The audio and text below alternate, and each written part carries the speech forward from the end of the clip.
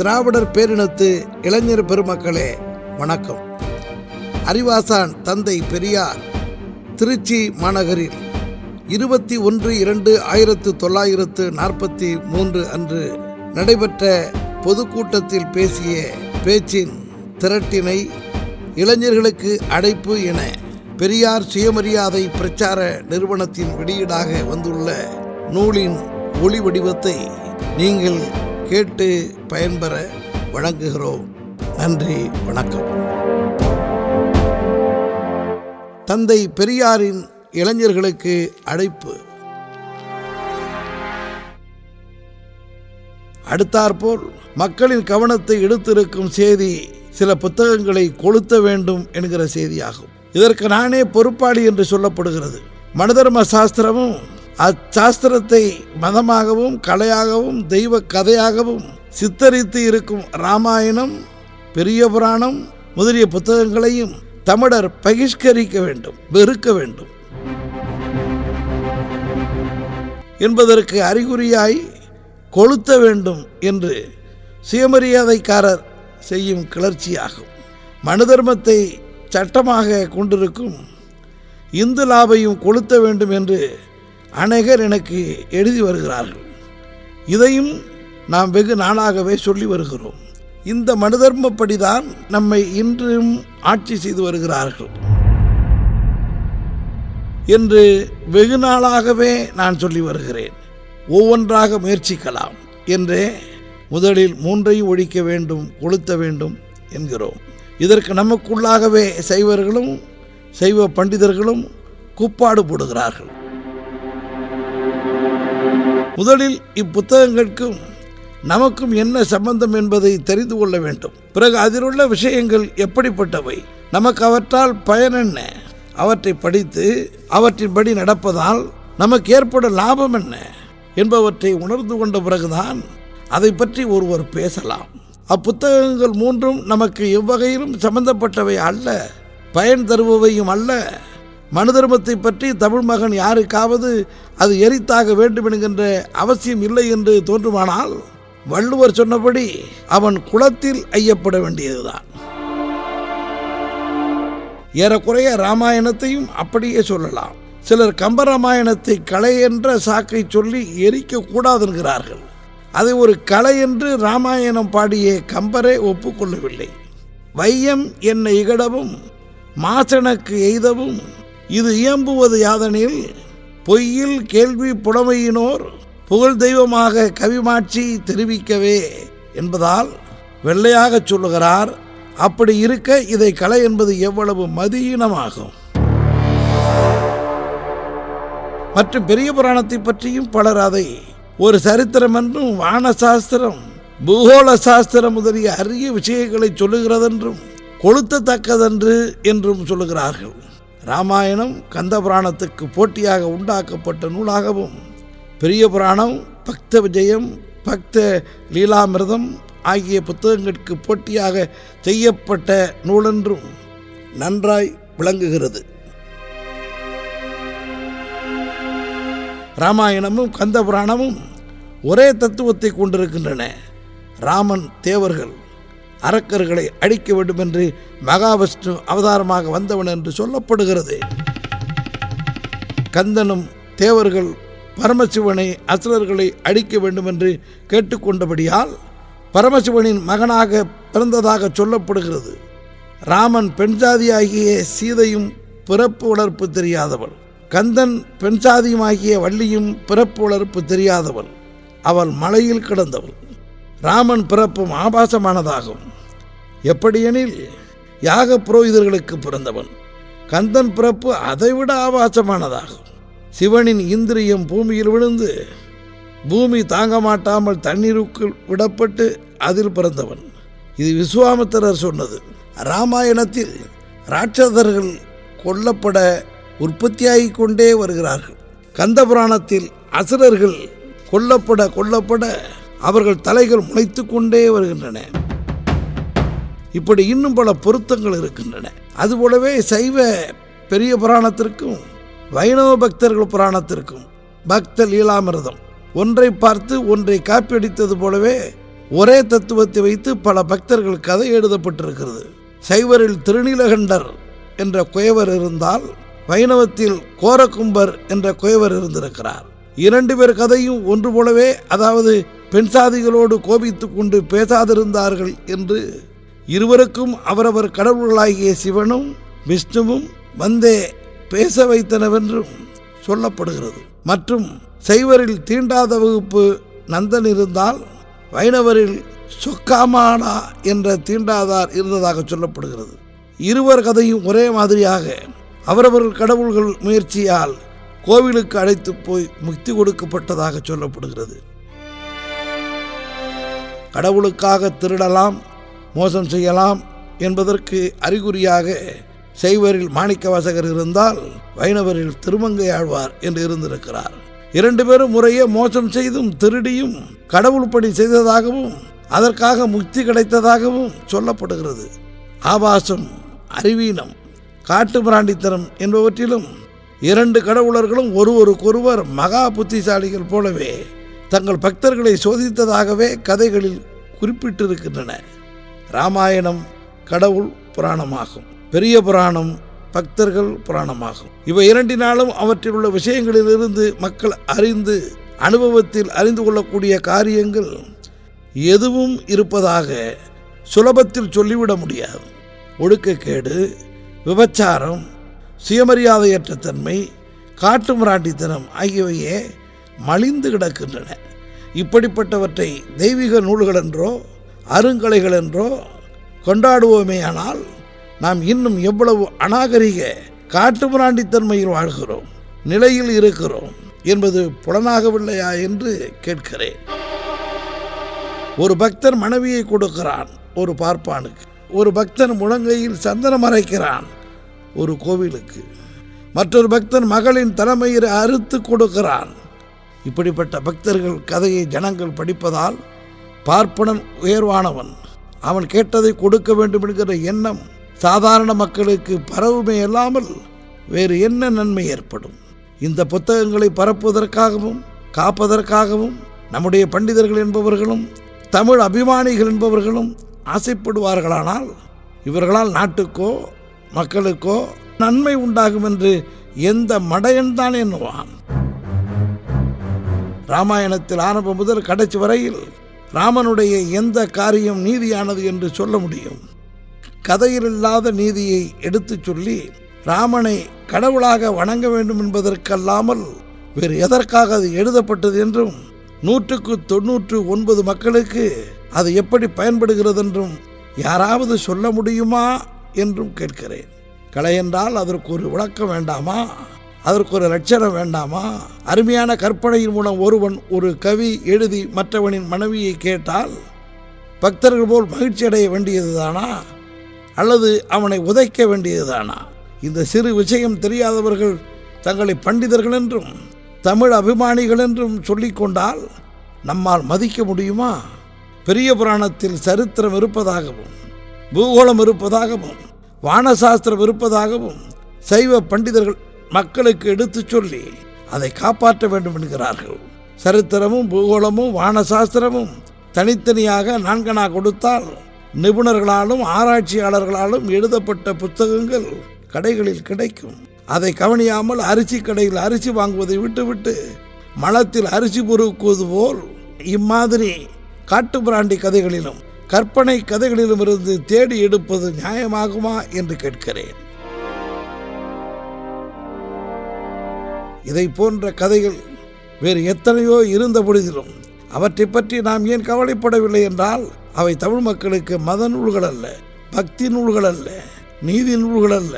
தமிழர்களை இழிவுபடுத்தி ஆரியர்களுக்கு அடிமையாக்கி காட்டு மிராண்டித்தன்மைக்கு கொண்டு போவனவல்ல. அதனாலே தான் நாம் அவற்றை பற்றி கவலைப்படுவதில்லை. தமிழர்களின் இன்றுள்ள இப்படிப்பட்ட மதமும் கடவுள்களும் அவை சம்பந்தமான நூல்களும் ஒழிக்கப்பட்டால் ஒழிய தமிழன் தன்மானமுள்ள சமுதாயத்தினனாக ஆக மாட்டான் என்கிற கல் போன்ற உறுதியினாலேயே இக்காரியத்தில் நாங்கள் ஈடுபட்டிருக்கிறோம். இதனால் எங்களுக்கு ஏற்படக்கூடிய கஷ்ட நஷ்டம் எவ்வளவு என்பதை பற்றி நாங்கள் ஆலோசித்து பார்த்துத்தான் துணிந்து இறங்கியிருக்கிறோம். எங்களில் எவ்வளவோ சுயநலத்தையும் மற்றும் நல்வாழ்வையும் அவசியப்பட்டால் ஜீவனையும் விலையாக கொடுத்துத்தான் இக்காரியத்தை சாதிக்க நாங்கள் கருதியிருக்கிறோமே ஒழிய மற்றவர்களைப் போல் மடையர்களின் ஆதரவை பெற்றுக்கொண்டு அதனால் நோகாமல் பக்தி பிரச்சாரம் செய்வதன் மூலம் பெருமை அடைந்து விடலாம் என்கிற கருத்தில் நாங்கள் இதில் இறங்கவில்லை. சுயமரியாதைக்காரர்களாகிய எங்களுடைய இந்த 18 வருட காலத்தில் பேச்சுகளையும் நடத்தைகளையும் கவனித்து வந்திருப்பவர்களுக்கு நாங்கள் இன்று சொல்வதும் எழுதுவதும் செய்வதும் ஒன்றும் கடுகளவு கூட புதுமையாகவோ அதிசயமாகவோ இருக்காது. வேண்டுமானால் சிலர் தெரியாதவர்கள் போலவும் இன்றுதான் தெரிந்தவர்கள் போலவும் கோபப்படலாம். அதற்கு நாங்கள் என்ன செய்ய முடியும்? மனிதன் என்பவரில் யாராவது பொது வாழ்வில் ஈடுபட்டார்களேயானால் அவன் தனக்கு சரியென்று பட்ட ஏதாவது ஒரு காரியத்தை செய்துவிட்டு போக வேண்டும், அல்லது வழிகாட்டி விட்டாவது போக வேண்டும், அல்லது இவ்விரண்டில் ஏதாவது ஒன்றின் மூலம் முடிவெய்தல் வேண்டும். ஏனெனில் அநேக உண்மை சீர்திருத்தவாதிகளுடையவும் மக்களுக்கு வழிகாட்டிய அறிஞர்களுடையவும் கதி என்னவாயிற்று என்பதும் அவர்களுக்கு பிறகு அவர்களது தொண்டும் கதியும் என்ன பலனை கொடுத்தது என்பதும் எங்களுக்கு தெரியும். அரசியலை கொண்டு வந்து இதில் போட்டு குழப்பாதீர்கள். நான் இங்கு சீர்திருத்த ராமசாமியாக பேசுகிறேனே ஒழிய சுயராஜ்ய ராமசாமியாக பேசவில்லை. சுயராஜ்யத்தில் எனக்கு அவ்வளவு ஆசை கிடையாது. சுயராஜ்யம் என்ற வார்த்தையினிடத்திலே மதிப்பு கிடையாது. சுயராஜ்யம் வேண்டும் அல்லது சுயமரியாதை ராஜ்யமாவது வேண்டும். இதுதான் எனது அரசியல் குறிக்கோள். தமிழர்களின் நிலைமையைக் கண்டு பரிதாபப்படுகிறவர்களுக்கோ இப்புத்தகங்கள் நஞ்சாகவே காணப்படும். தமிழர்களின் எந்த தமிழ் மகனுக்கும் குறையாத தமிழறிவும் ஆராய்ச்சியும் உள்ள பண்டிதர் சாமி வேதாசலம் என்னும் மறைமலை அடிகள் இன்று கம்பராமாயணத்திற்காக பரிவு காட்டும் பண்டிதர்களை பற்றியும் கம்பராமாயண கலையை பற்றி சொன்ன அபிப்பிராயத்தை பற்றியும் கேளுங்கள்.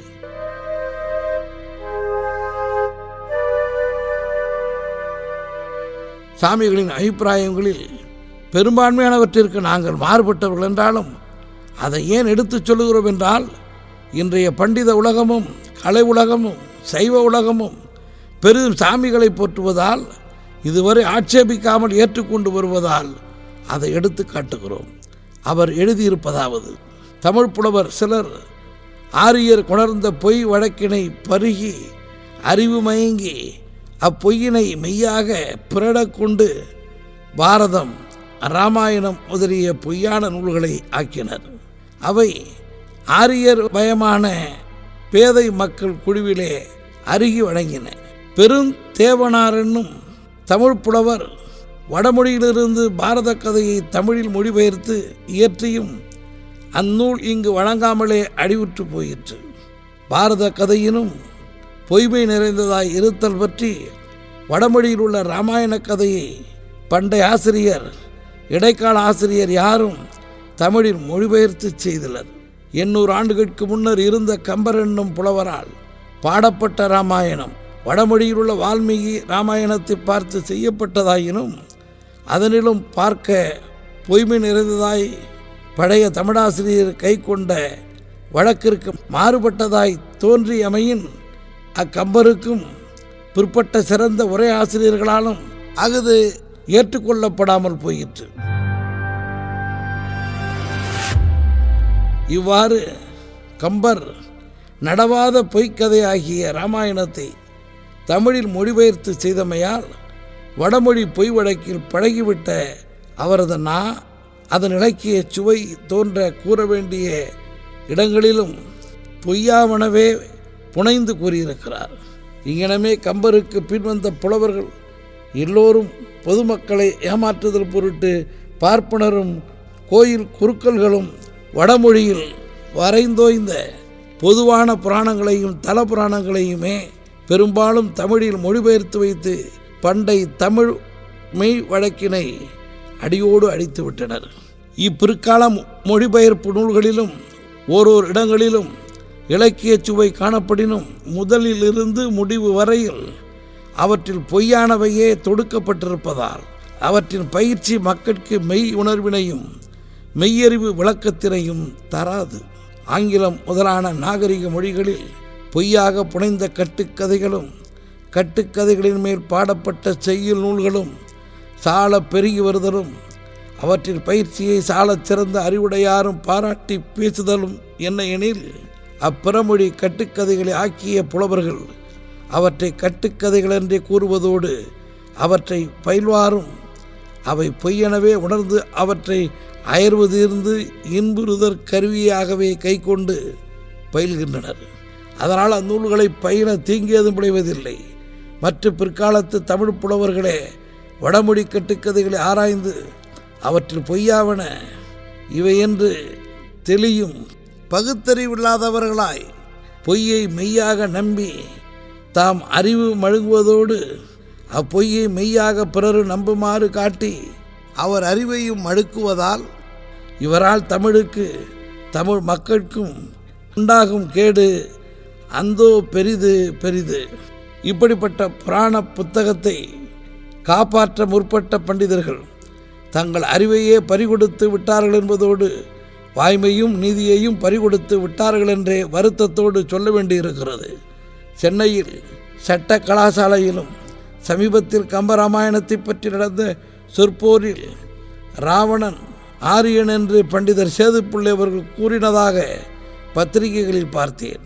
தென்னிலங்கை வேந்தன் ராவணன் என்பது சேதுப்பிள்ளை அவர்கள் உட்பட உலகில் உள்ள எல்லா மக்களாலும் ஒப்புக்கொள்ளப்பட்ட விஷயம். ஆரியர் இந்தியாவுக்கோ தென்னாட்டிற்கோ வந்ததற்கு காலவரையை சரித்திரங்களால் ஆராய்ச்சியாளர்களால் ஆயிரக்கணக்கான வருடங்களுக்கு முன்பிருந்தே கண்டுபிடிக்கப்பட்டிருக்கிறது. இலங்கையும் இலங்கை வேந்தனும் தமிழர்களும் அல்லது திராவிடர்களும் தான் ஆரியர்களுக்கு முன் இந்நாட்டில் குறிப்பாக திராவிட நாட்டில் இருந்ததாகவும் அரசு செலுத்தினதாகவும் சரித்திரமும் ஆராய்ச்சியும் கூறுகின்றனவே அல்லாது ஆரியன் ஒருவன் தமிழ்நாடு என்று சொல்லும்படியான இலங்கையில் ஆட்சி புரிந்ததாக எதிலும் சொல்லப்படவில்லை. இது சேதுப்பிள்ளை அவர்கள் அறியாதது அன்று. ராவணன் வேதம் படித்தான், சிவபூஜை செய்தான், தேவபாசையில் பேசினான் என்று வால்மீகியில் காணப்படுவதாலேயே ராவணன் ஆரியன் என்கிறார். இது வால்மீகி எழுதியதே தவிர மற்றபடி ஆராய்ச்சியில் பட்டதென்று. ராவணனுக்கு எப்படி 3.5 கோடி வயதும் புலஸ்தியன் வம்சம் என்பதும் ஆகாயத்தில் தேரோட்டி கொண்டு வரும் தன்மையும் பூமியோடு பெயர்ந்து போனான் என்பதும் மற்றும் பல தெய்வீக சக்தியும் இடிகுணங்களும் வால்மீகியாலும் கம்பனாலும் கற்பிக்கப்பட்டிருக்கிறதோ அதேபோல் தான் ராவணன் வேதம் படித்தான் என்பதும் வடமொழியில் பேசினது முதலான சங்கதிகளுமே ஒழிய வேறல்ல. சேதுப்பிள்ளை அவர்கள் புராணங்களை ஆதாரமாக வைத்து பேசி தப்பித்து கொள்ள பார்க்கிறாரே தவிர ஆராய்ச்சியையோ பகுத்தறிவையோ கொண்டு பேசி அவர் வாதத்தை நிலைநாட்ட சக்தியற்றவராய் போய்விட்டார். ராமன் தென்னாட்டுக்கு வருவதற்கு முன்பு இங்கு வேதம் இருந்திருக்க முடியுமா? வடமொழி இருந்திருக்க முடியுமா? ராவணனும் ஆரியனாக இருந்தால் சீதையை தூக்கி கொண்டு போக வேண்டிய அவசியம் என்ன வந்தது? ராவணனை கொல்வதற்காகவே நான் இங்கு வந்தேன் என்று சொல்ல வேண்டிய அவசியம் ராமனுக்கு ஏன் வந்தது? இது போன்ற பல விஷயங்களை வைத்து பார்த்தால் ராவணனை ஆரியன் என்று சொல்லலாமா என்பது சுலபத்தில் விளங்கும். நம் தமிழ் பண்டிதர்கள் கொடிய எதிரிகள் என்பதற்கு சேதுப்பிள்ளை போன்றவர்களின் நடத்தையும் பேச்சும் அறிவுமே போதுமானவையாகும். பண்டிதர்களை பற்றி நான் குறை கூறுகிறேன் என்று சொல்லப்படுமானால் பண்டிதர்களின் யோகியதை இப்படி இருக்கும்போது அவர்கள் குற்றம் சொல்லப்படத்தக்கவர்களா போற்றப்படத்தக்கவர்களா என்று மக்கள் சிந்திக்க வேண்டியது அவசியமாகும். ராமன் ஆரியன் என்றும் ராமனது கதை ஆரிய கதை என்றும் ராமனை கடவுளாக்கவே அது எழுதப்பட்டதென்றும் தெரிந்த பிறகு ஆரியர்கள் எழுதியதை விட எத்தனையோ பங்கு அதிகமாக யோக்கியதை கொடுத்து எழுதப்பட்டிருக்கும் ஒரு காவியத்தை கம்பராமாயணம் ஆதரிப்பதும் போற்றுவதும் பரப்புவதற்காக போலி காரணங்களை சொல்லுவதுமான தமிழ் மகன் யாராக இருந்தாலும் அவர்களை அறிவாளிகள் என்றோ மான உணர்ச்சியும் குல மேன்மையும் கொண்டவர்கள் என்றோ எப்படி சொல்ல முடியும்? தமிழருடைய எந்த நூலையாவது ஆரியர்கள் மொழிபெயர்த்திருக்கிறார்களா? பாராட்டுகிறார்களா? உரிமை கொண்டாடுகிறார்களா? தமிழனுக்கு மாத்திரம் அப்படிப்பட்ட புத்தி இருக்குமானால் ஆரியர்கள் நம்மை இடிமக்கள் என்று சொல்லுகிறார்களே என்று எப்படி குறை கூற முடியும்? இராமாயணத்தை கலை கலை என்று தமிழர்கள் ஆதரித்து போற்றியதாலேயே இன்று தமிழ்நாட்டில் இராமாயணம் தெரியாதவர்களோ, ராமனை கடவுளாக பாவிக்காதவர்களோ, ராவணனை இழிவாக கருதாதவர்களோ மிக மிக அருமை என்று சொல்ல வேண்டியிருக்கிறது. தமிழர்கள் ஆரியர்களுக்கு அடிமைப்பட்டு கிடப்பதற்கு காரணம் புராணங்களும் இதிகாசங்களும் அல்லாமல் வேறு எதை சொல்ல முடியும்? முஸ்லீம்களும் கிறிஸ்தவர்களும் ஆரியர்களுக்கு தமிழர்களைப் போல் அடிமைப்பட்டு கிடக்கவில்லை என்றால் அதற்கு காரணம் ஆரியர்களின் கதைகளையும் புராணங்களையும் கடவுள்களையும் கோட்பாடுகளையும் மலத்தினும் கேடாய் வெறுத்து இழிவுபடுத்தி வருவதே ஆகும். இதை நாம் சரித்திரம் மூலமாகவும் பார்க்கிறோம், பிரத்யட்சத்திலும் பார்க்கிறோம். நாம் ஆரியத்தை வெறுப்பவர்கள் போல வாயிலே பேசிக்கொள்கிறோமே தவிர காரியத்தில் ஆரியத்தை எவ்வளவு தூரம் பாராட்டி போற்றி காப்பாற்றுகிறோம் என்பதற்கு இந்த இராமாயண பெரிய புராண ஆதரிப்பே போதுமானதாகும். இராமாயணத்திற்காகவாவது ஓர் அஸ்திவாரமும் சரித்திர சான்றும் சிறிதாவது உண்டு.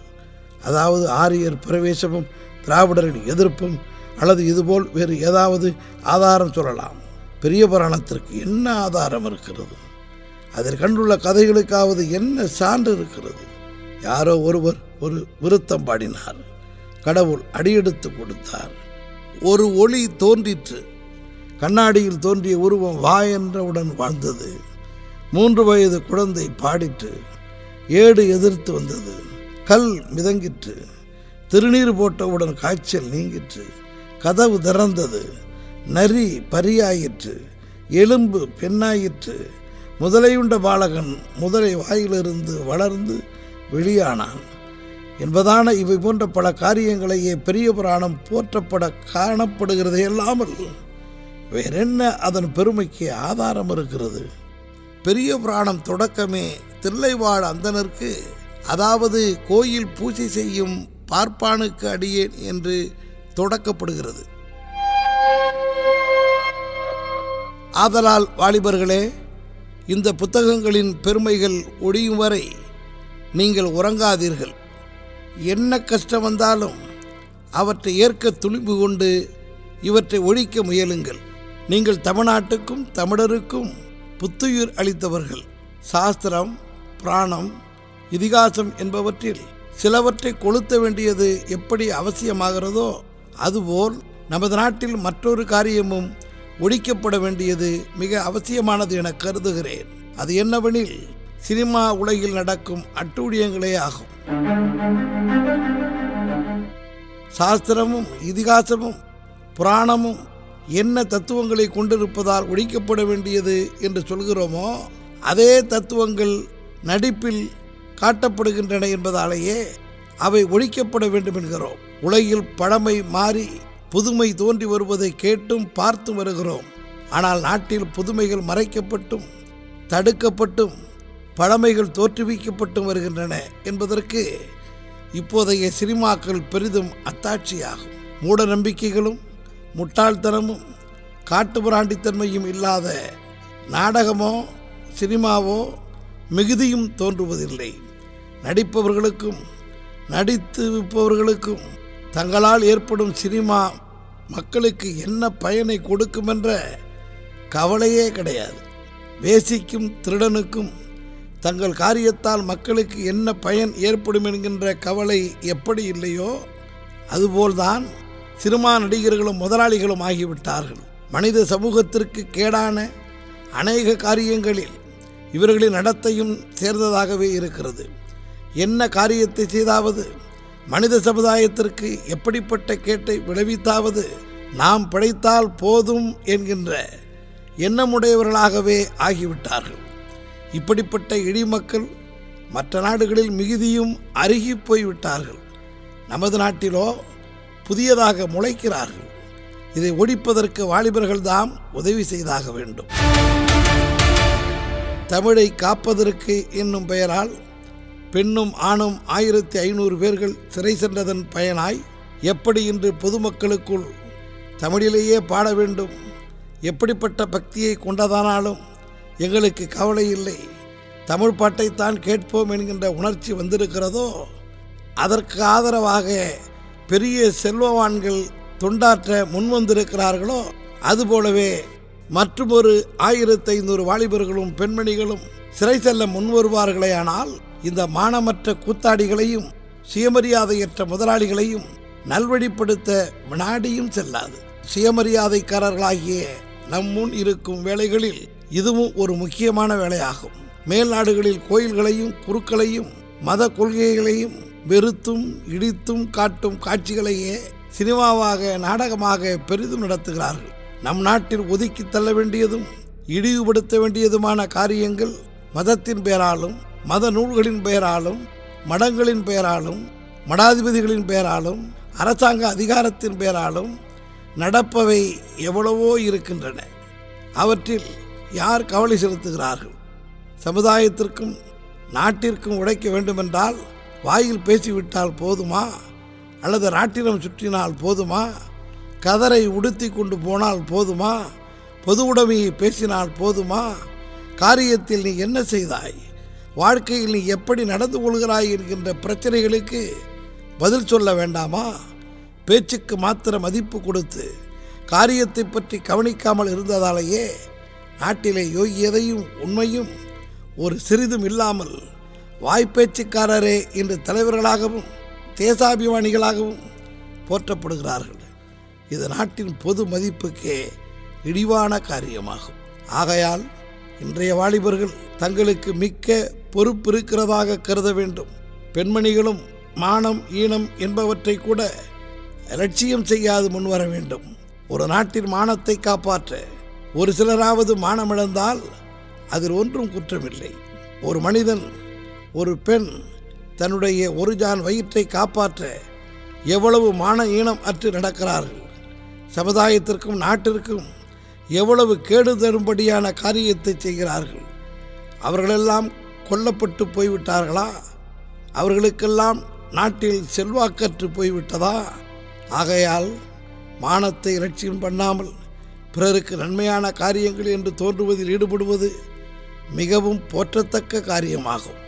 சமுதாயத்திற்கு செய்ய வேண்டிய நற்காரியத்திற்காக ஒருவன் தன்மானத்தை லட்சியம் செய்வானேயானால் அக்காரியம் கெட்டுவிடும் என்று வள்ளுவர் கூறியிருக்கிறார். மானத்திற்காக உயிர் விட வேண்டும் என்று சொன்ன வள்ளுவர் தான் சமுதாயத்திற்காக மானத்தையும் விட வேண்டும் என்று சொல்லியிருக்கிறார். இதை ஏன் சொல்லுகிறோம் என்றால், சுயமரியாதைக்காரர்கள் மானத்தை லட்சியம் செய்யாதீர்கள் என்று சொல்வது எப்படி ஒழுங்காகும் என்று சிலர் தங்களுக்குள்ளேயாவது நினைப்பார்களாகையால் அவர்களுக்காக இதை சொல்லுகிறோம். நமது நாட்டில் இன்று பேசப்பட்டு வரும் பொது உடைமை பேச்சு முழு பித்தலாட்ட பேச்சாகவும் அதிலிருந்து வாலிபர்கள் தப்ப வேண்டியது முக்கியமான காரியமாகும். பொது உடைமைக்காரர்கள் கண்களுக்கு ஜஸ்டிஸ் கட்சியும் அதன் தலைவர்களையும் அதில் உள்ள சில பணக்காரர்களையும் முஸ்லிம்களையும் குறை நடத்துவதுதான் அவர்களது கொள்கையாக இருக்கிறது. தவிர ஆத்மார்த்தம் என்னும் பித்தலாட்டமே உருவாகி இருக்கிற காந்தியாரை பற்றியோ, பார்ப்பனரே வாழ வேண்டும் என்கிற ஆச்சாரியார் கூட்டத்தை பற்றியோ, வர்ணாசிரமமே ஆட்சி புரிய வேண்டும் என்கிற காங்கிரஸை பற்றியோ, காட்டுமிராண்டித்தன்மையே நினைவூட்டி கொண்டிருக்கும் கதரை பற்றியோ அவர்களுக்கு சிறிதும் கவலை இல்லை என்பதோடு முன் சொன்னவர்களுக்கு அடிமையாக இருந்து பிரச்சாரம் செய்தும் ஆதரித்து வருகிறார்கள். ஆகையால் வாலிபர்கள் சர்க்கரை பூசிய விஷ குளிகை போன்ற இன்றைய பொது உடைமைக்காரர்களிடத்தில் ஜாக்கிரதையாக இருக்க வேண்டும் என்று வேண்டிக் கொள்கிறேன். இதுவரை நீங்கள் கேட்டது இளைஞர்களுக்கு அழைப்பு என்ற ஒலி புத்தகத்தின் 2ஆம் பகுதி. குரல் முனைவர் க. அன்பழகன். புத்தக வெளியீடு திராவிடர் கழகம். ஒலி புத்தக வெளியீடு பெரியார் பண்பலை. 2ஆம் பகுதியை கேட்க இணைந்திருங்கள்.